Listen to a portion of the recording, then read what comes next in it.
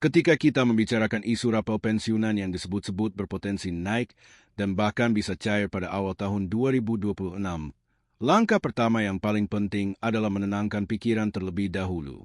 Mengapa hal ini perlu dilakukan? Karena saat ini beredar begitu banyak informasi yang bercampur antara fakta resmi, rencana kebijakan, harapan pribadi, hingga spekulasi yang dibesar-besarkan demi menarik perhatian.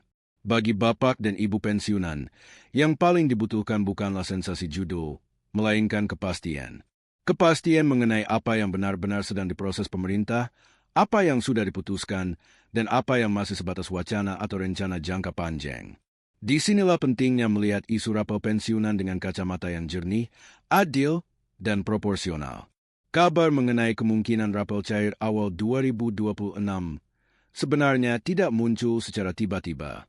Isu ini merupakan kelanjutan dari proses panjang reformasi sistem penggajian ASN dan pensiunan yang telah dibahas selama beberapa tahun terakhir. Pemerintah bersama DPR dan kementerian terkait menyadari bahwa struktur penghasilan ASN aktif maupun pensiunan saat ini sudah tidak sepenuhnya relevan dengan kondisi ekonomi, laju inflasi, dan kebutuhan hidup di masa tua yang semakin meningkat dari waktu ke waktu. Banyak pensiunan saat ini harus menjalani hidup dengan sangat sederhana. Tidak sedikit yang terpaksa mengatur ulang prioritas pengeluaran karena gaji pensiun yang diterima tidak lagi sebanding dengan kenaikan harga kebutuhan pokok, biaya kesehatan, dan kebutuhan keluarga lainnya. Namun di sisi lain, negara juga menghadapi keterbatasan fiskal yang nyata. APBN bukanlah kantong tanpa dasar.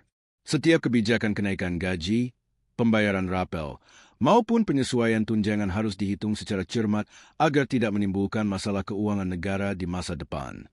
Oleh karena itu, ketika muncul kabar bahwa rapel pensiunan berpotensi naik dan bisa cair pada awal 2026, hal ini bukan berarti pemerintah tiba-tiba menemukan dana besar secara instan. Justru sebaliknya, isu ini merupakan hasil dari perencanaan kebijakan jangka menengah yang sedang dirancang agar lebih berkelanjutan. Pemerintah berusaha menyeimbangkan antara peningkatan kesejahteraan pensiunan dan kemampuan keuangan negara.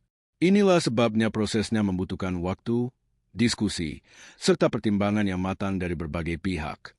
Sekarang mari kita bahas dengan bahasa yang sederhana. Apa sebenarnya yang dimaksud dengan rapel pensiunan? Rapel adalah selisih pembayaran yang timbul akibat adanya kenaikan gaji yang berlaku surut. Artinya, ketika pemerintah menetapkan kenaikan gaji pensiun tetapi pembayarannya baru dilakukan beberapa bulan kemudian, maka selisih dari bulan-bulan sebelumnya itulah yang disebut rapel. Dengan kata lain, rapel bukan bonus, bukan hadiah, dan bukan dana tambahan di luar kebijakan resmi, melainkan hak yang muncul karena proses administrasi dan kebijakan. Lalu mengapa banyak pihak menyebut rapel pensiunan berpotensi naik?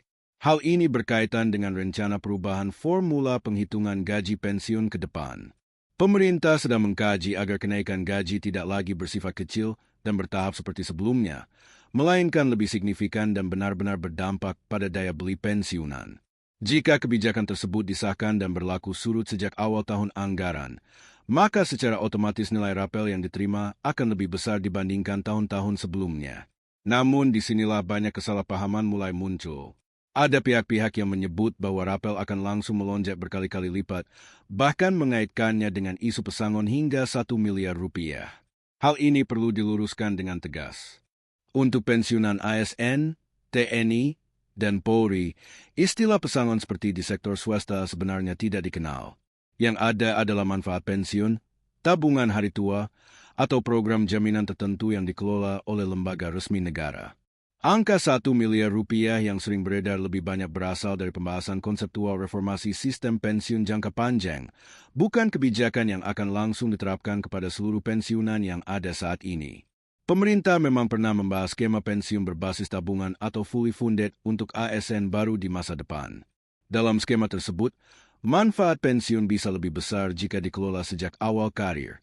Namun ini tidak berarti pensiunan saat ini otomatis menerima pesangon ratusan juta atau miliaran rupiah.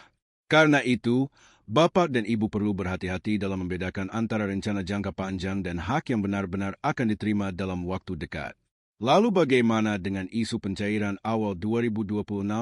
Hal ini tidak bisa dilepaskan dari siklus anggaran negara. APBN 2026 baru akan dibahas secara serius pada pertengahan hingga akhir tahun 2025. Jika kenaikan gaji pensiun dan rapelnya dimasukkan ke dalam APBN 2026, maka pencairan secara logis baru dapat dilakukan setelah tahun anggaran tersebut berjalan. Itulah mengapa muncul istilah awal 2026. Bukan karena pemerintah sengaja menunda-nunda, melainkan karena mekanisme anggaran memang mengharuskan demikian. Meski begitu, perlu dicatat bahwa jika sebagian kebijakan disahkan lebih cepat dan didukung oleh anggaran tahun berjalan, tidak menutup kemungkinan adanya pencairan terbatas atau bertahap sebelum 2026. Namun hal ini sangat bergantung pada keputusan politik dan kondisi fiskal negara. Oleh sebab itu, tidak semua kabar yang menyebut pasti cair awal 2026 bisa langsung dianggap final. Kita tetap harus menunggu regulasi resmi berupa peraturan pemerintah atau keputusan menteri yang menjadi dasar hukum pembayaran. Satu hal yang patut diapresiasi adalah keterlibatan DPR dalam mengawal isu kesejahteraan pensiunan. Sejumlah anggota DPR secara terbuka menyampaikan bahwa pensiunan tidak boleh dilupakan karena mereka telah mengabdikan diri puluhan tahun kepada negara. Tekanan politik inilah yang membuat isu kenaikan gaji pensiun dan rapel terus dibahas dan tidak tenggelam begitu saja. Namun DPR juga tidak bisa memutuskan sendiri. Semua kebijakan harus dibahas bersama pemerintah, khususnya Kementerian Keuangan.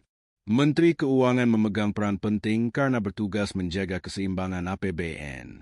Setiap usulan kenaikan harus dihitung dampaknya terhadap defisit anggaran, utang negara, serta belanja sektor lain seperti pendidikan, kesehatan, dan infrastruktur.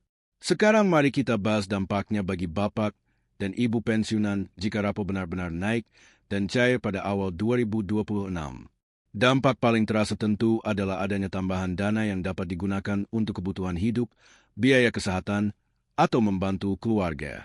Bagi banyak pensiunan yang selama ini harus mengencangkan ikat pinggang, rapel yang lebih besar bisa menjadi napas lega, meskipun sifatnya hanya satu kali. Namun tetap diperlukan sikap bijak dalam menyikapi dana tersebut. Karena rapel bukan penghasilan rutin, melainkan pembayaran selisih, maka sebaiknya digunakan untuk kebutuhan yang benar-benar penting.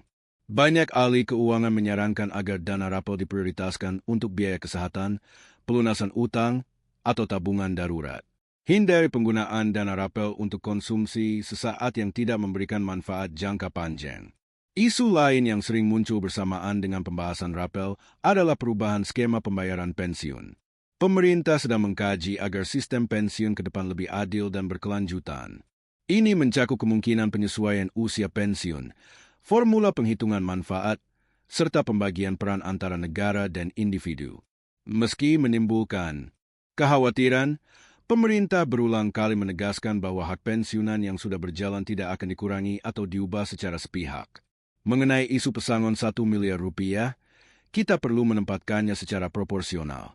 Angka tersebut berasal dari simulasi tertentu dengan asumsi gaji tinggi, masa kerja panjang, dan skema tabungan penuh. Ini bukan gambaran umum yang berlaku untuk semua pensiunan. Media sering mengangkat angka besar karena menarik perhatian, tetapi tidak selalu menjelaskan konteksnya. Akibatnya, banyak pihak berharap terlalu tinggi dan akhirnya merasa kecewa. Sambil menunggu kepastian, ada beberapa hal yang bisa bapak dan ibu lakukan. Pertama, tetap mengikuti informasi dari sumber resmi dan terpercaya. Jangan mudah percaya pada pesan berantai atau judul bombastis tanpa dasar hukum. Kedua, persiapkan kondisi keuangan dengan asumsi yang realistis. Jangan berhutang dengan harapan rapel besar akan cair. Ketiga, pahami hak dan kewajiban sebagai pensiunan agar tidak mudah terpengaruh oleh isu yang menyesatkan. Pada akhirnya, isu rapel pensiunan yang berpotensi naik dan cair awal 2026 adalah kabar yang patut disikapi dengan optimisme yang realistis. Ada peluang nyata, tetapi juga ada proses panjang yang harus dilalui. Yang jelas, perhatian terhadap kesejahteraan pensiunan kini semakin besar dibandingkan beberapa tahun lalu. Ini merupakan sinyal positif. Selama kita tetap kritis, sabar, dan tidak mudah terpancing isu sensasional, kita dapat menyikapi setiap perkembangan dengan lebih tenang dan bijaksana.